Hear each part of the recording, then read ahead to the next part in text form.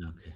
Okay, no question. If no question, we go on to the topic for today, and that is about linguistic uh, feature. Can you see this?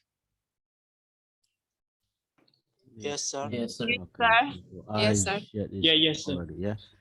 This so the study of discourse structure is often followed by the study of linguistic features. Yeah, for example, in the CARS model, step one, move one and step one, centrality claim. So how do authors address centrality claim? What words they use? Uh, what kind of sentence type or sentence pattern they use? What kind of discourse markers they use to address their claim? Yeah. Uh, and what discourse markers they use, yeah, in that particular uh, part of the model, yeah, of move one centrality claim, for example. Yeah, and there are many aspects of discourse, of linguistic realization, okay, to analyze, yeah, to know the specific linguistic feature used to address a particular step, yeah, of move. Yeah. For example, in literature review, that is move one, step three, reviewing items of previous studies. Now, what kind of linguistic feature can we find, yeah, in that part of the thesis, yeah, or of the articles? Yeah, of course, we will find many citations, yeah, because we have to review literatures. Now, when we review literatures, yeah, when we cite references, how do authors cite references? Yeah, using integral or non-integral types of citation. Yeah? So there are two types of citation: integral and non-integral types. And what tenses they use? Yeah, there are three possible tenses, yeah, to use when we cite a reference: present tense, past tense, and present perfect. Okay, so these are the things that we can analyze, yeah, to show the specific criteria or specific feature of the discourse structure, yeah, the move of or step.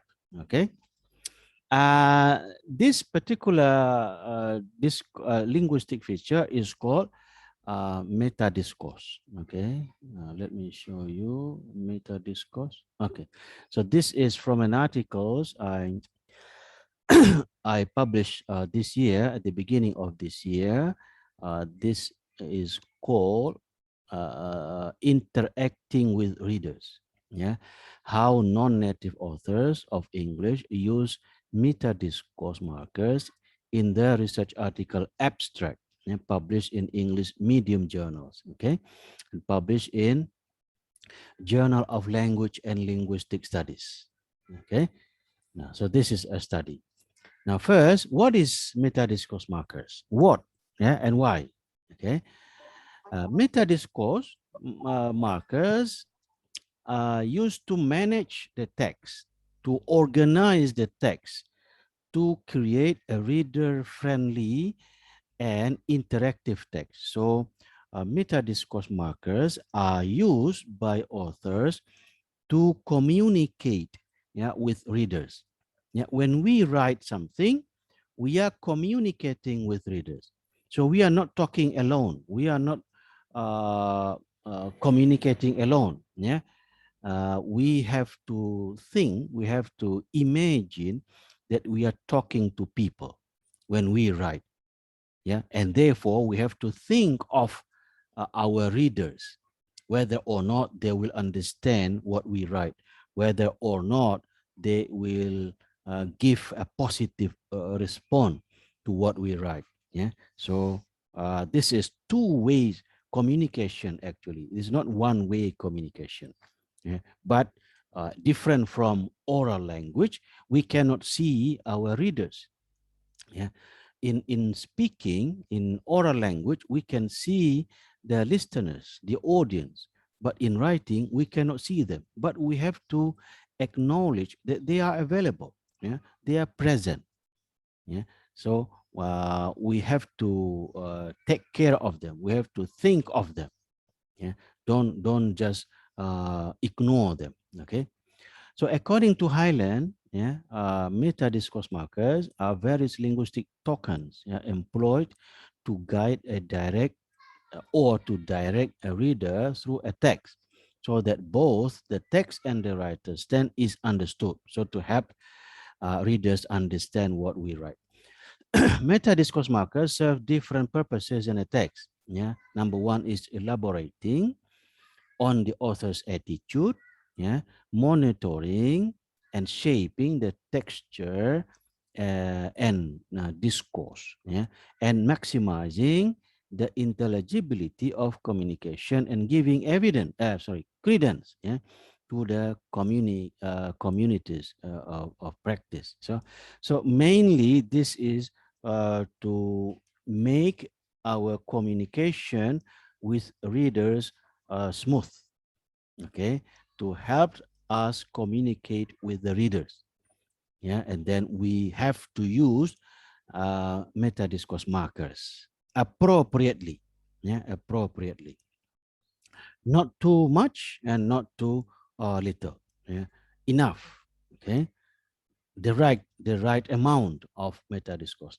Meta-discourse markers are used in a text to express the meaning and show the viewpoint from which an idea is reflected upon. Okay, so this is the definition of meta-discourse markers, and it is important. So without it, we seemed to speak alone, one way. Yeah, we not two ways communication. Yeah, so if we don't use meta-discourse markers, uh, the readers will find it difficult to understand what we mean. Okay, so we have to help them. Okay.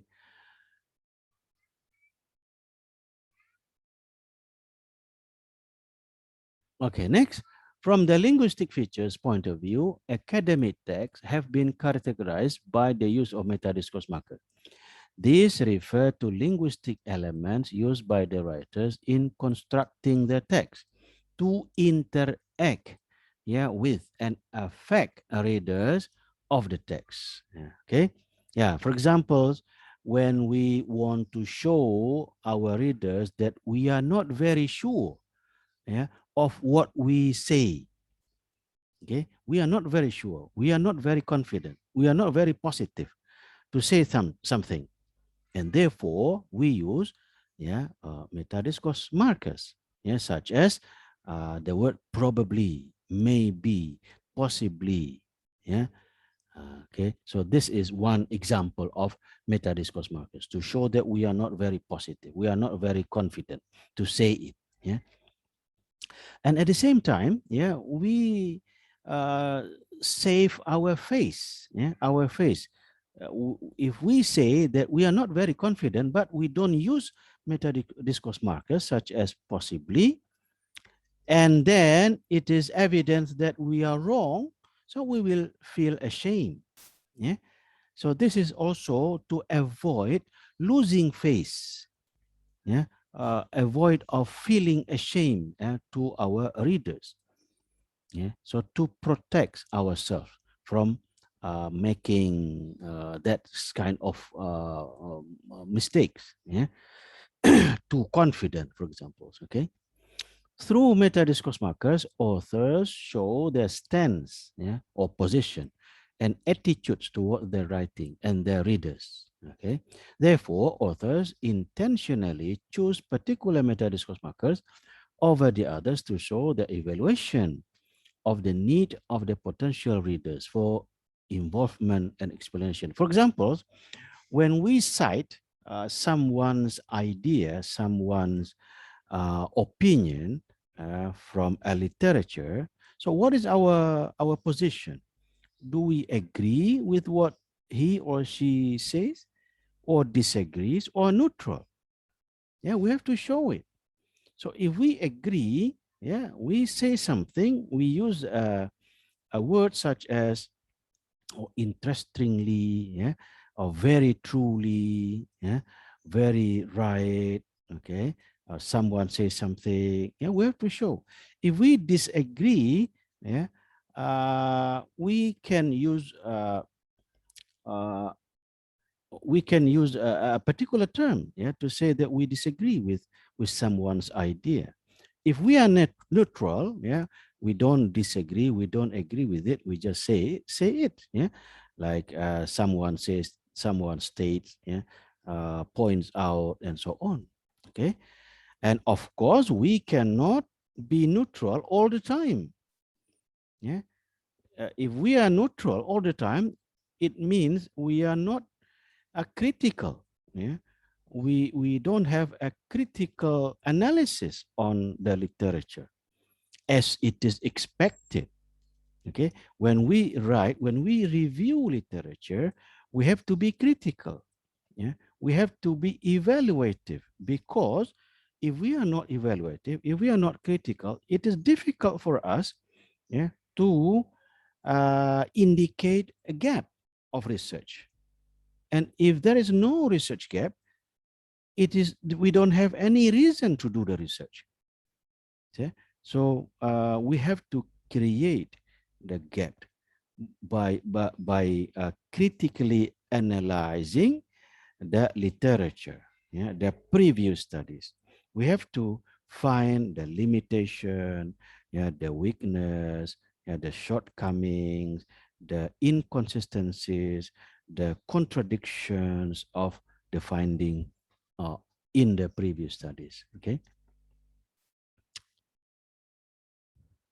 Okay. Next, this is aimed at showing the author's attempt to help communication run and to support the stance and establish a connection with potential readers. Yeah. So to interact, yeah, to communicate interactively with readers. Yeah. So this is the purpose of using meta-discourse markers. Studies on the use of metadiscourse markers in a certain type of genre by a certain group of authors provide important pragmatic information in writing academic text. So this is very important. Yeah? Without metadiscourse markers, we will write one-way communication. Maybe our readers will find it difficult to understand, yeah, because no signals, yeah, no signals. So this is just like discourse markers, like a traffic signs, yeah, traffic signs. When you drive along a road, for example, if you don't see any traffic sign, yeah, you may get experience an accident, yeah, because you don't have any expectation, yeah. For example, there will be a bridge, yeah, in front of you, okay, but because you don't see it, you drive it fast, and then by accident, yeah, there is a bridge, a smaller road, for example, yeah, or a turning road, yeah, and it will be dangerous, okay.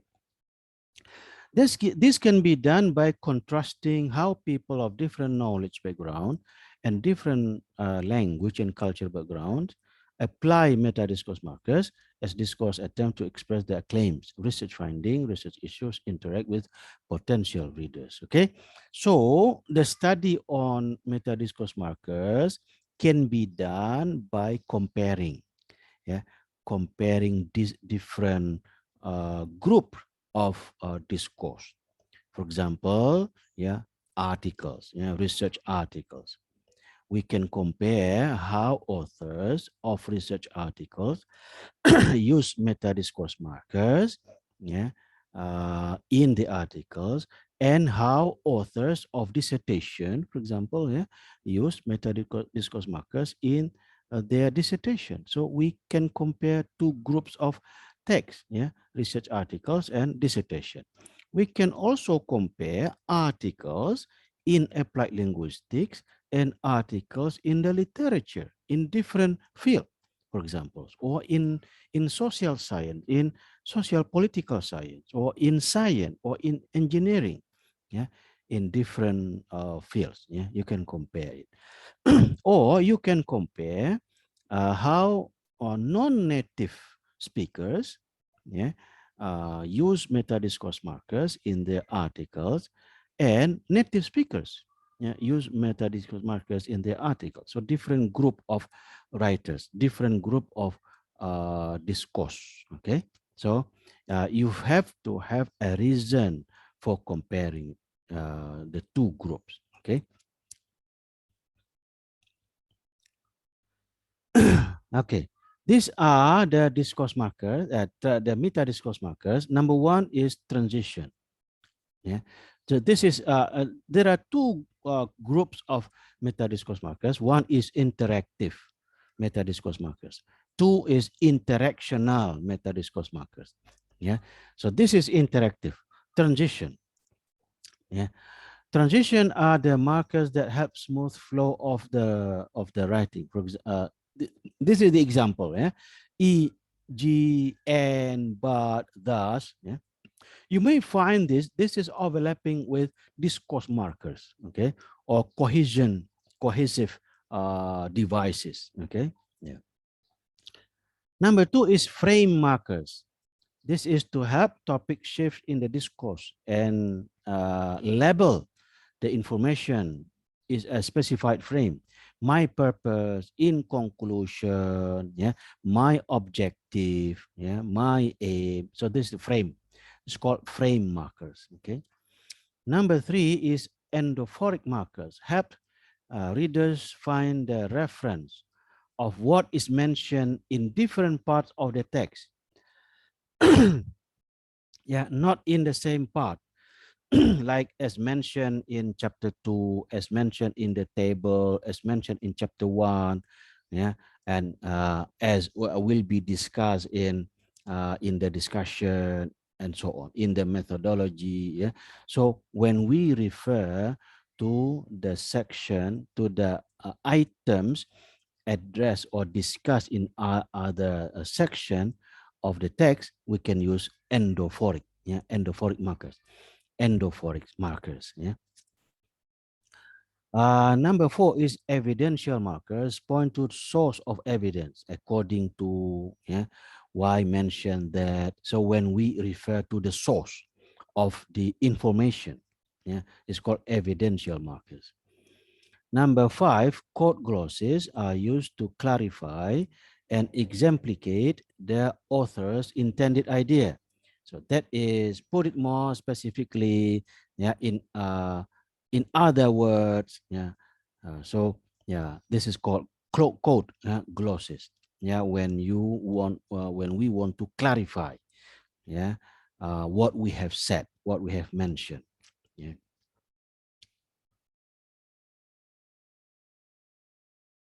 Okay. This is the interactional meta-discourse markers. Yeah, interactional.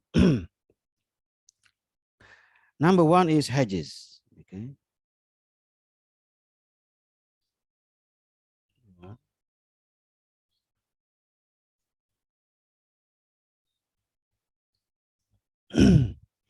Hedges are used to reflect that the author shift the responsibility of suggested meaning. Yeah, like maybe, yeah, perhaps, possibly. Okay.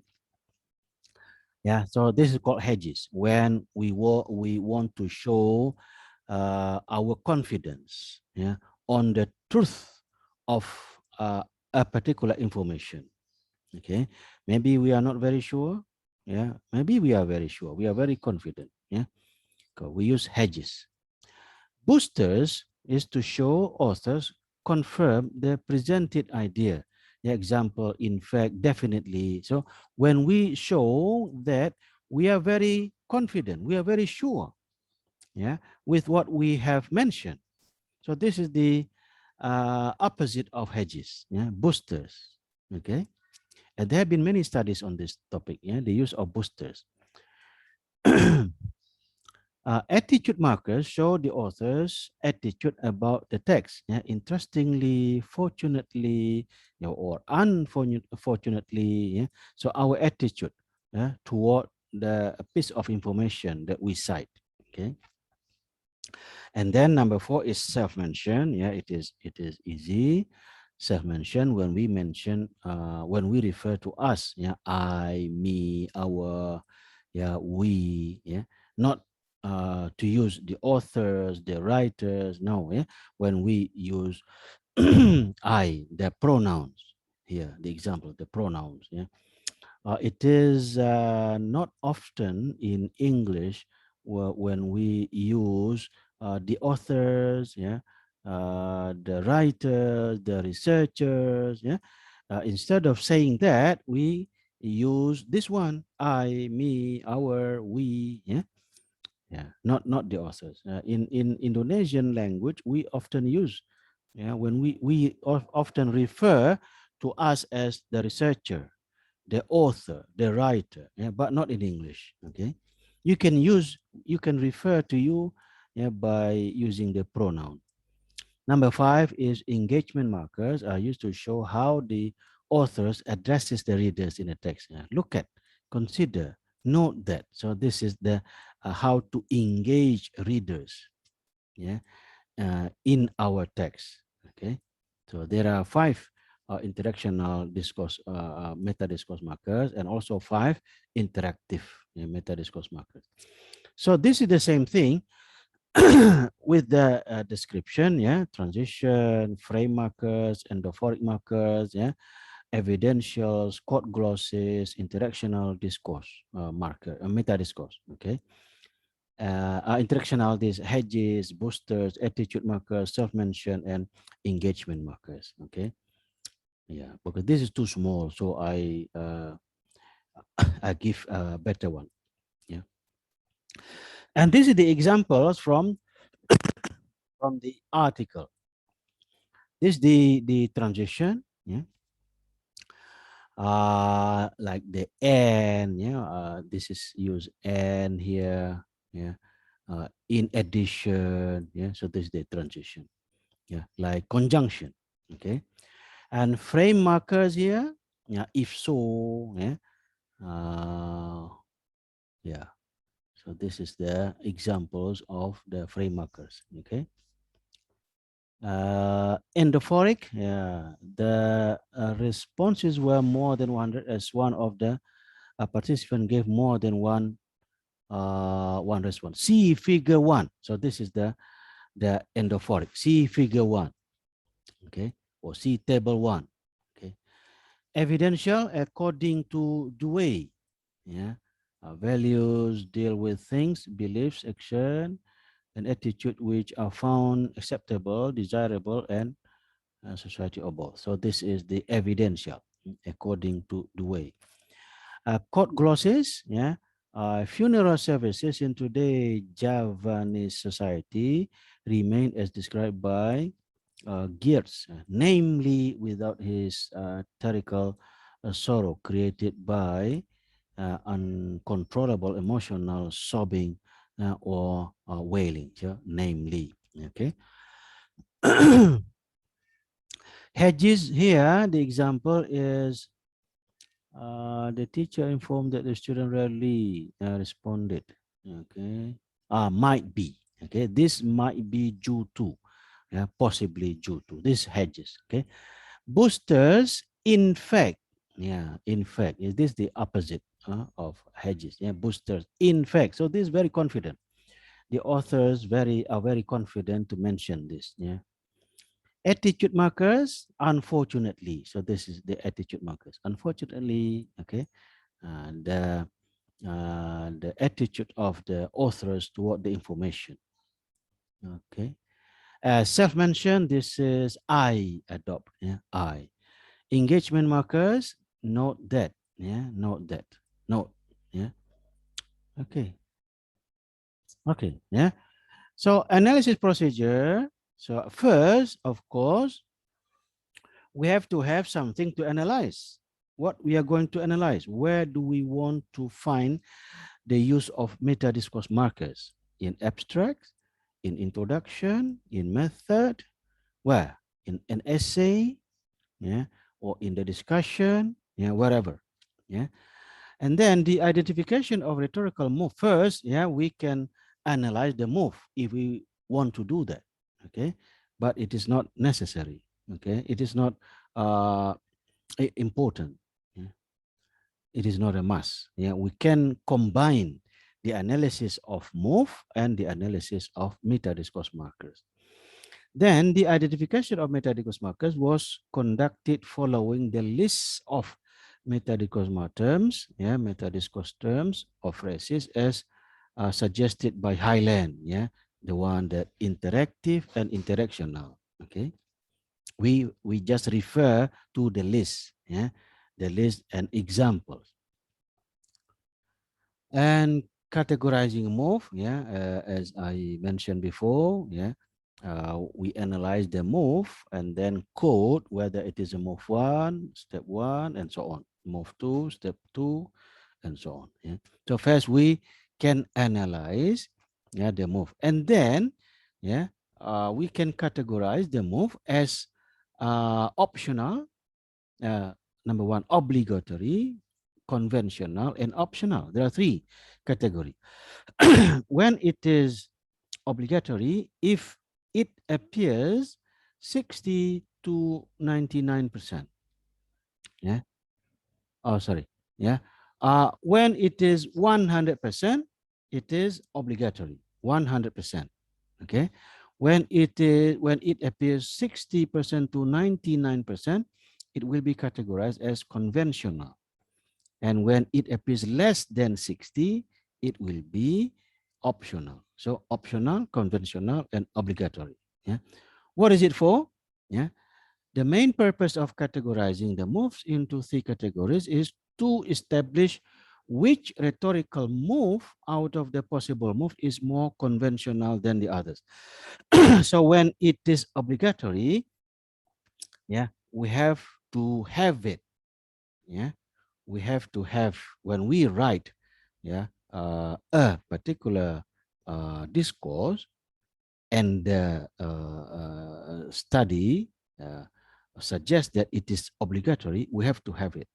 Yeah, we cannot obey, we cannot ignore it. Okay, when the study found conventional, we should, yeah, we should have it. Okay, we should have it. Obligatory, we must have it. Conventional, we should have it. And then optional, we may have it. Yeah, we may have it. So must, should, and may. Obligatory is a must. Conventional should. Optional may. May have, may not have. Okay. So this is our choice. Okay. That is the purpose of categorizing the moves into three categories. So when we analyze, for example, the moves in research article introduction from 100 articles, for example, and then we find that move one is obligatory, move two is conventional, move three is optional. Yeah.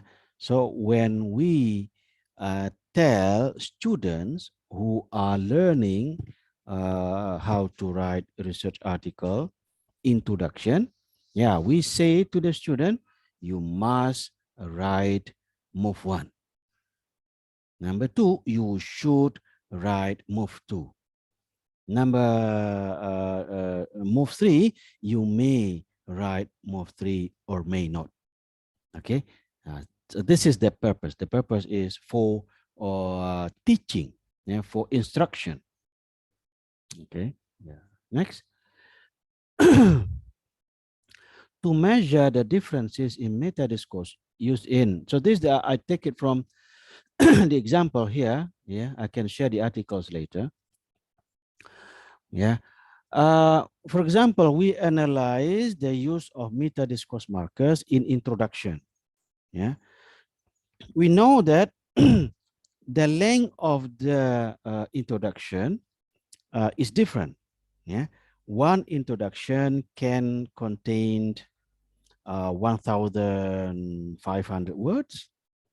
It can be 2,000 words or more, 2,500. Yeah. So because the length of the introduction is different, okay, we have to calculate the appearance of metadiscourse markers in 1,000 words. Yeah, we cannot count how many of them in one introduction. No, because the length of the introduction is different. Okay, it is not fair. It is not objective if we compare the appearance of metadiscourse markers of a different length introduction. And of course, yeah, the longer the introduction, the more possibly, yeah, the more metadiscourse markers are used. And to make it objective, yeah, we have to calculate it from 1,000 words. So how many of them occur in 1,000 words? Yeah. So for example, you analyze an introduction of articles and you find that there are 15, yeah, 15 metadiscourse markers of any kind, okay? And you have to see how long is the introduction. For example, the article's introduction is 1,000 words, okay? 1,000 words. So, yeah, you calculate that 15 metadiscourse markers in 1,000 words. And so the total is 15. What about if the length is not 1,000 words? For example, the length is 2,000 words. Yeah, and you also find 15. Yeah, you have to divide. Yeah, 15 is divided into 1,000 times 2,000. So there is uh, a formula here. Yeah, in the articles. Yeah, I can show the formula. Okay, how to count it is in the article actually. Yeah, so the in short, yeah, you have to find how many of them found in 1,000 words, not in the whole text. Yeah, not in the whole text. If the text, if the introduction length is different, okay, and then you can compare, yeah, the finding between two groups of articles by using chi-square statistic analysis. Okay, and then you can look at the significance of it. So this is statistic. Yeah, it is not very difficult. Okay, I'll show you the articles later on. Now this is a program. This is free. This is called NCON. Yeah, NCON program. Yeah, you can download this. This is to find the metadiscourse markers in the whole text. Yeah, so you have to have the file for the text to analyze and then use this program. Yeah, so this is the example of the result, yeah, in the box. Okay, yeah, Chenda is using this program, yeah, at the moment because she is analyzing the use of meta discourse markers in articles introduction, I think, yeah, introduction, written by Cambodian authors, yeah, a comparative study compared to the use of meta discourse markers in journal articles by international authors. Okay, yeah, that will be interesting, yeah, to see the results later on. Because this is the book, yeah. I have shared the book, I think, yeah, yeah, for the statistic analysis. Okay, Hatch and Farhadi, 1982. Okay, yeah, you don't have to read the whole books. Yeah, just look at uh, which is the chi-square and how to use it. Okay, and how to decide whether the difference is significant or not significant. Okay. Okay, now this is the book. And this is my finding. Yeah. So the first one, I analyzed the most. Yeah. And when I was comparing, yeah, local journals and international journals. Okay. So this is the move difference, between two groups of articles. Only 20 articles from local journals and 20 articles from international journals. Okay. And this is the finding of the metadiscourse markers in abstract, only in abstract. Yeah. I analyze only abstract, not the whole article, not the introduction, not the method, yeah, or which are longer, yeah, than the abstract. I analyze only the abstract. So I look at the yeah. So this is the reason, yeah. International. Okay. What's the okay, move one. Okay. Oh no, I don't. Yeah, I can share the articles. Yeah, I can share the articles where I find the number, the frequency of meta discourse markers for from each move. Yeah, from each move. So this is the interactional meta discourse marker in research article abstract. Yeah. So from move one, I found only 2 average. Yeah. From 20 abstract. Yeah, the same frequency from international and local. Yeah, and not many different. Yeah, except this one, more 5. Yeah, conclusion. International journals, there are 5, and local journals, there is only 1. Okay, and total 11 average, and this is total 7 local journals. So international journals use more meta-discourse markers in their abstract, yeah, than the local journals. Okay, and of course I have to discuss this. Yeah, what does the difference mean? Okay, the conclusion first.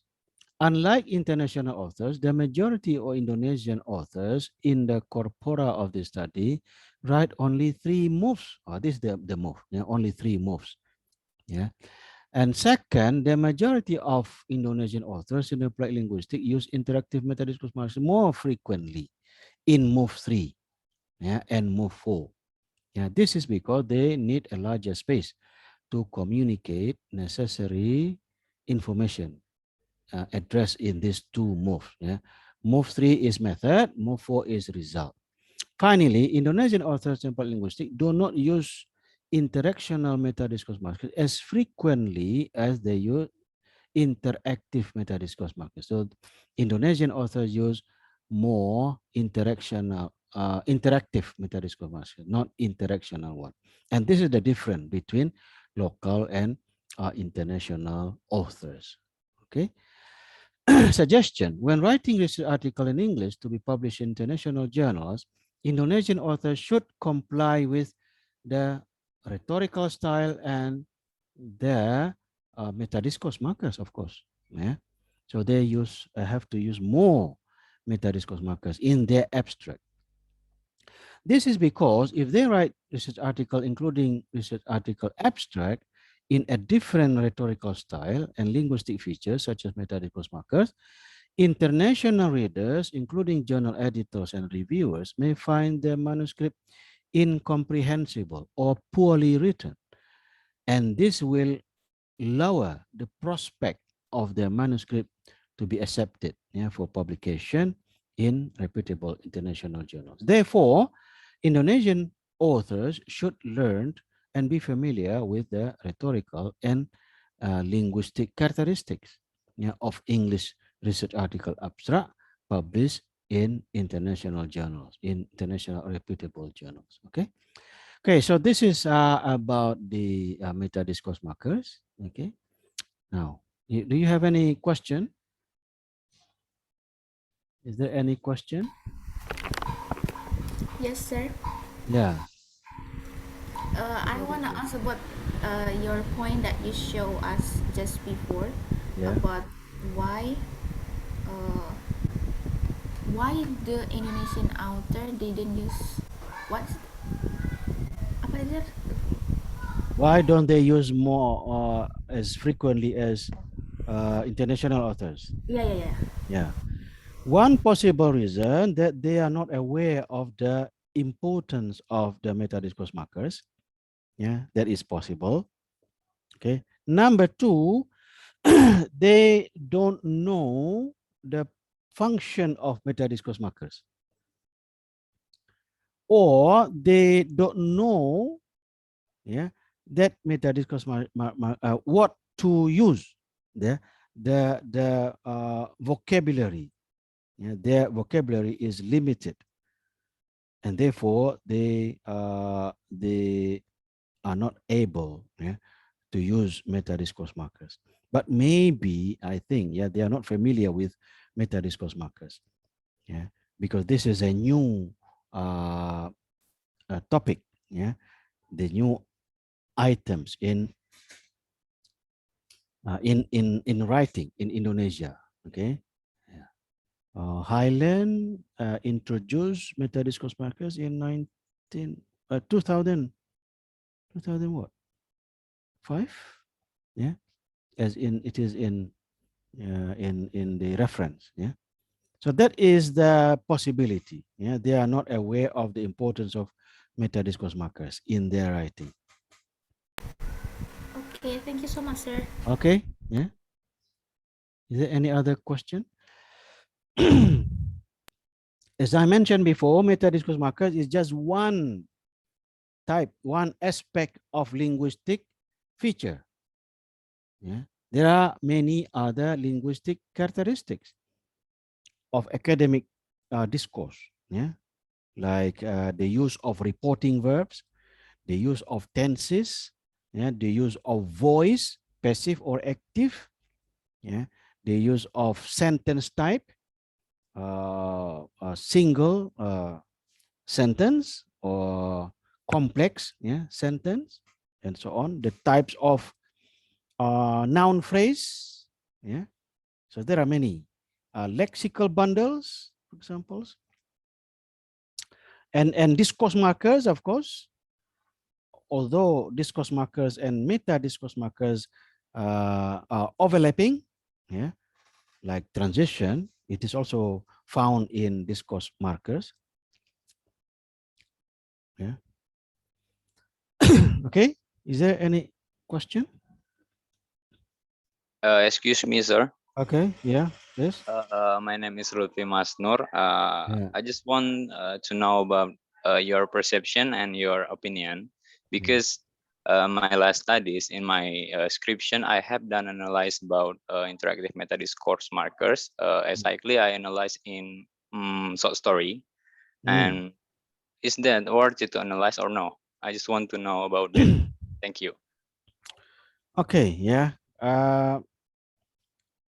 Story is a literary work. Yeah. Literary work. So it is not included in the study of discourse. It is included in the study of literature. Yeah, you can analyze it. Yeah, you can analyze it. Yeah, but it is not common. Yeah, it is not common because uh, a story is not only to be understood. Yeah, like a novel. Novel is not only to be understood. Novel is to enjoy. Yeah, is to enjoy, and often, yeah, literary works are written ungrammatically. Yeah, like uh, inversion. Yeah, usually we say he said. Yeah, but in a novel you can find said he. Yeah, verb first and then the subject. Said he, not he said. Yeah, okay, so literary works, uh, is not to be understood only, but also to be enjoyed. Yeah, like poetry, for example. Yeah, you can find poetry, yeah, in a very specific ways of writing, which is very different from academic text. Yeah, so academic text is to be understood. Yeah, is read to be understood, yeah, not to enjoy. Okay, because in academic text, yeah, we transfer information, yeah, with argument, and the purpose is to convince readers that our idea, our position, our points is to be accepted. Okay, not in a novel. Yeah, in a novel you don't have to argue. You don't have to convince readers, but you have to uh, say, yeah, you have to say in a particular way so that readers get a particular mood. Yeah, it can be sad, it can be happy, yeah, or disappointed, yeah, or find it funny. Okay, so a different purpose of writing academic text and literary works. Yeah, but you can analyze it, yeah, from the linguistic point of view, but not from the discourse study point of view. Yeah, so it is more common to analyze academic text, academic discourse, yeah, uh, on the discourse markers or meta discourse markers, then to analyze the literary work like a novel or short story. Now, short story is often analyzed based on the uh, idea, yeah, the what is it? Yeah, a different method of analyzing literary work than academic text, yeah, like essay or or articles, yeah, dissertation, thesis. Yeah. So yeah, you can do that, but it is very rare. Yeah. If you're going to do it again, it is better to analyze academic text than literary work. Okay. Yeah. Okay, sir. Thank you. Okay. Thank you. Yeah. Is there any other question? Sir, Yep. I want to ask that for the last assignment that you asked us to analyze the structure of genre, Mm. and then you asked us to analyze any genre, and then I analyzed the poetry. Is it okay? Okay. Now, what are you going to look at it? What It's aspect? the structures of the genre Okay. of the poetry. You'll find a difficult time to find the model if you will analyze a poetry. You can analyze literary work like a story. Yeah, because story usually has a specific structure, yeah, setting, and then what else? Uh, Problem, yeah, and then climax, resolution, and then ending, and then coda. Yeah, so that is a specific structure of or story, but not poetry. I think poetry has no structure, yeah, no text structure, yeah, because the value, Uh, yeah, of yeah, sorry. yeah. Actually, I choose like haiku and tanka poetry. Mm. There's a structures like the idea and the syllables that we have to like follow the form the strictly for the structures, the syllables, something like that. So then I analyze Oh, haiku and tanka. Yes, so this is the intonation structure. is actually haiku and tanka is originally Japanese Mm, poem, mm, mm, but it's famous mm, for literally mm, because it can like apply to any languages. Mhm. Okay, yeah, Yes, yeah, yeah. yes, You can thank do you. that, yeah. Although it is not very common, yeah, to analyze literary work for discourse purposes, yeah. Yeah, because literary works is not uh, uh, is not included in the definition of discourse. Discourse is real language, yeah, language in use, yeah, language with context. But poetry, yeah, portray the reality, but it doesn't reveal the real situation. Yeah, also like a novel, yeah, such as fiction, yeah, novel. It is imagination.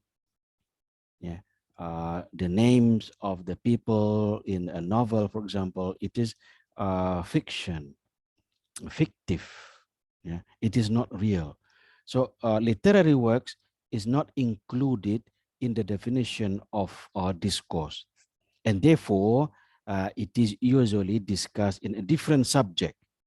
Yeah, introduction to literary works or introduction to literature, and there are many other subjects, yeah, related to literary works. Yeah, like the intrinsic meaning, extrinsic meaning, yeah, of the literary works like a poetry. Yeah, what is the intrinsic meaning? What is the extrinsic meaning? Why do authors write such poetry? So you have to study the authors, yeah, the life of the authors, the ideology of the authors. Yeah, you cannot only study, analyze the poetry, because the poetry is influenced by the authors, the political, the politics political view of the authors, the ideology of the authors, and maybe the social class of the authors. Yeah, so it is in different subject actually. Yeah, not in the discourse subject. Yeah, discourse is a real language in use. By real language in use, uh, we have to show the context. Yeah, who is the speaker or the writer? Yeah, for whom it is written or spoken, and then for what purpose, in what time, place, event, and so on. Yeah, poetry cannot show the context, but you can study the authors, yeah, of the poetry or novels or story. Okay, so different ways of analyzing discourse and literary works. Yeah, so you can do that, but I think in our study program we don't have the subject about literary works. Yeah, study of literature. Yeah, it is available at undergraduate program. Yeah, because uh, literary works is rarely used as a teaching materials.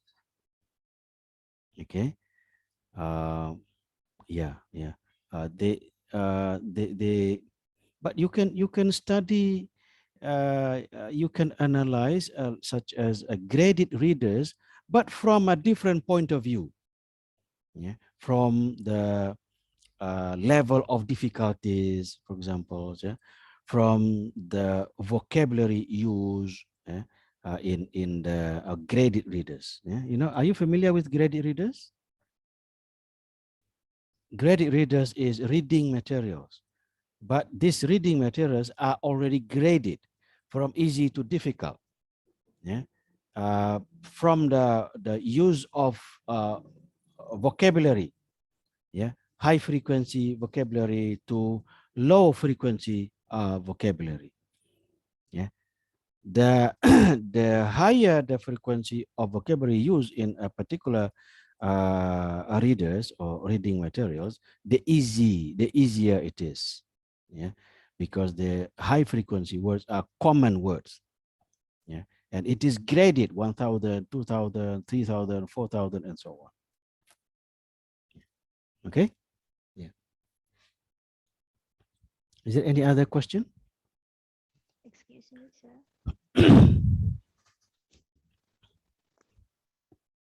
Excuse me. Hello. Excuse me.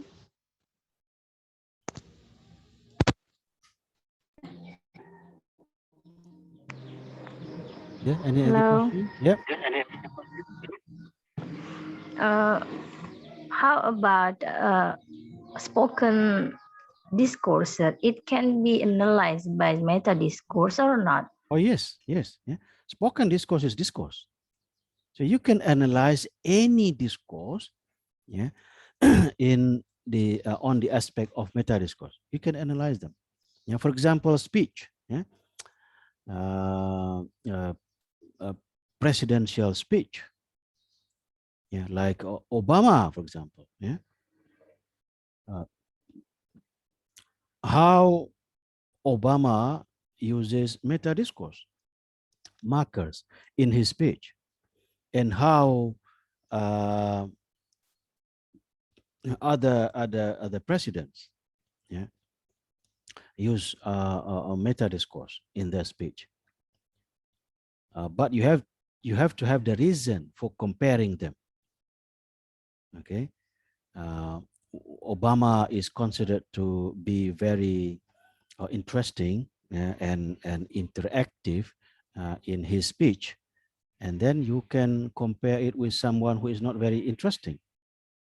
Yeah, from the aspect of a meta discourse, we assume that the more interesting the speech, the more meta discourse markers are used. This is my assumption. Yeah, and it needs to be proof whether it is true or not true. Yeah. So from meta discourse markers point of view, yeah, does it make any difference, yeah, on the quality of the speech? Yeah, the use of meta discourse markers. So if it makes a difference, and then meta discourse becomes a very important function, has a very important function in speech. Yeah, and what meta discourse markers, and how do people use meta discourse markers in speech? Yeah, there is a study. I think it is a dissertation, doctoral dissertation, from an Indonesian student studying in America, in the United States. He compared how Indonesian students use hedges and boosters. Yeah, you still remember hedges? Hedges is when you are not very sure, not very confident about what you mention, the truth of what you say. Yeah, boosters when you are very confident. Yeah, okay. So I think he is from Bali. Yeah, a student from Udayana University, studying in America. He was comparing how Indonesian authors or Indonesian students use hedges and boosters, yeah, in their academic text. Yeah, and he found that Indonesian students use boosters more frequently than American students, American authors. Yeah, and Indonesian students use less hedges, yeah, than American students. So what does it mean? Yeah, it may mean, yeah, it may mean, yeah, I use may because I'm not very confident. Yeah, it is possible, it possibly means that Indonesian students are very or are overconfident. Yeah, they are overconfident on what they say. Yeah, but American students are not very confident. Yeah, they are they think uh, uh, uh, in order not to lose face. Yeah, in order not to lose face, it is better to use hedges. than to use boosters. Yeah. So this is one interpretation. Yeah. There can be other reasons why Indonesian students use more boosters than hedges, than American students. Yeah. Okay. Hey, sir, what do you mean? The Indonesian students like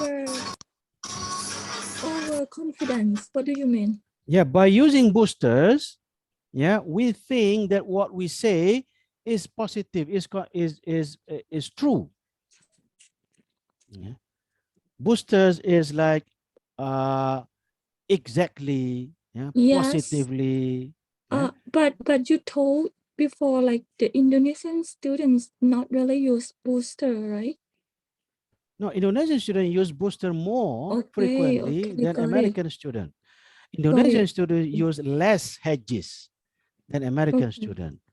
And this is possibly because they are very confident. Yeah, they are very confident of what they say, or overconfident. Yeah. American students are not very confident. Probably they are thinking of not losing face. Yeah. So it's mean that American students may use the word like may, Yes, probably, yes, something like that. possibly, yeah, Okay, possibly, can be, might be, okay, yeah. okay, okay. Thank And you. it can be in the same culture like Indonesian. It will be interesting to compare students and experts. Yeah. How do students use boosters and hedges? And how expert authors use boosters and hedges? The same background, Indonesian students and Indonesian experts, yeah, or professional authors. How do they use hedges and boosters in their writing? Yeah. My assumption that Indonesian experts will use more hedges than boosters because they are aware of the truth, yeah, of the what they mention. Yeah. Because the more we study, yeah, the more we realize that we don't know.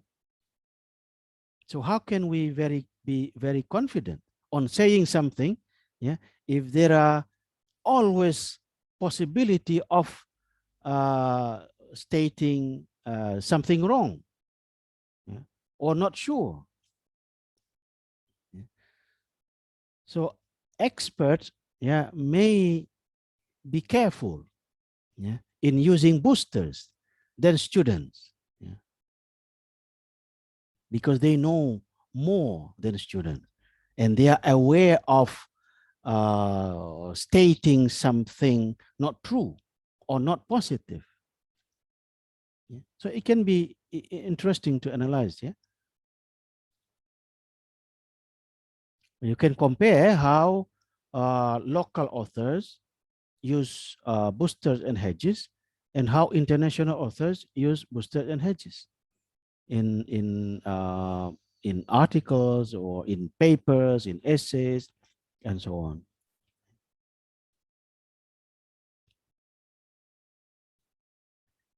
Yeah, the purpose of comparing is to see the appropriate number of metadiscourse markers to use.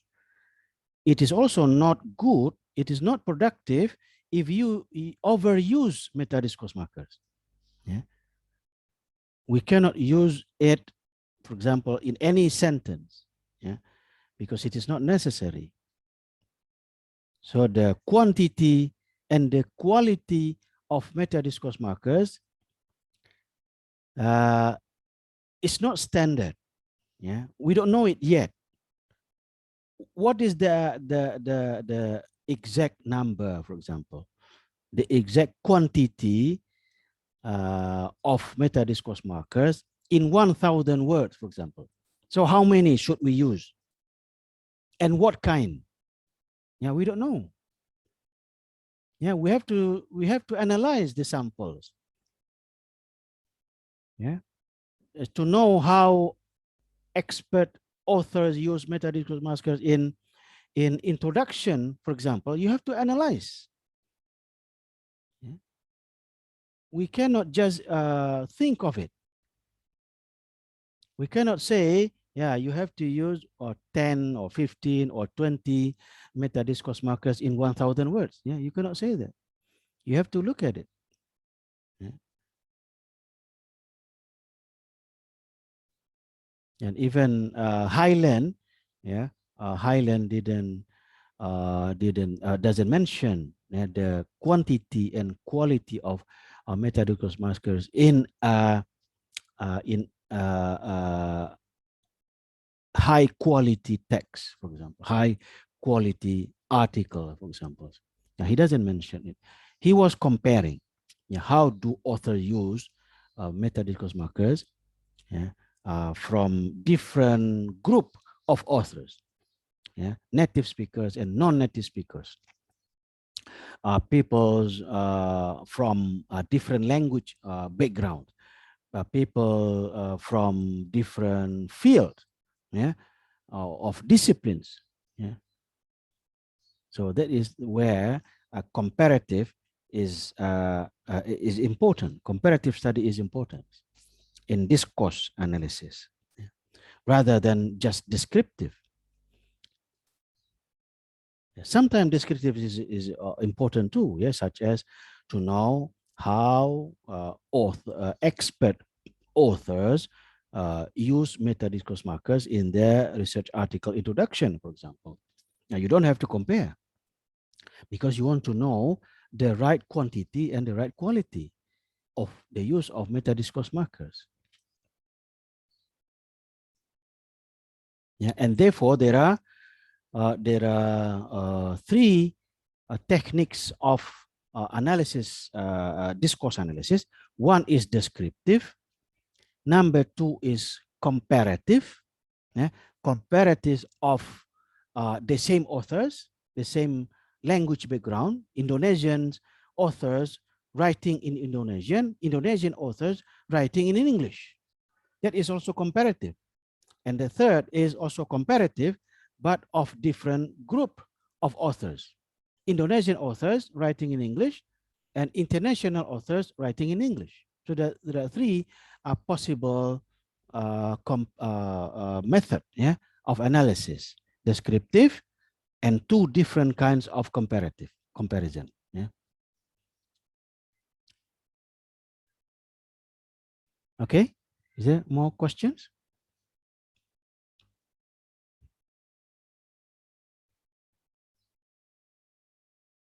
Okay, so this is now 5:30. Yeah, I think that's all for our class for today. And for your assignment, yeah, for your task, yeah, I want you to analyze linguistic feature. It can be metadiscourse markers. It can be like the use of reporting verbs or discourse markers or tenses, yeah, whatever you like.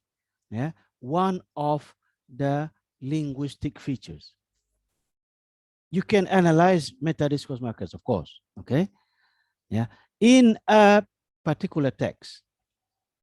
Yeah, you can take an essay. Okay, yeah, just take any kind of essay and then analyze it. Yeah, or an article, just one section of an article, abstract. That's okay. Introduction, yeah, discussion or method or conclusion is okay. Okay, yeah, any kind of academic text and any kind of linguistic feature, not just metadiscourse markers. It can be discourse markers. Yeah, it can be the use of reporting verbs.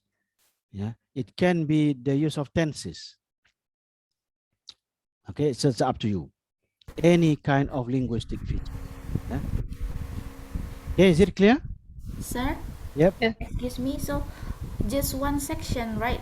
Just one that should section. be, Just one okay. section. Yeah. Okay. One English and Yeah. So what you have to do, you have to decide what aspect are you going to analyze. So we just choose one, right? Like Just one. Yeah. Just one aspect.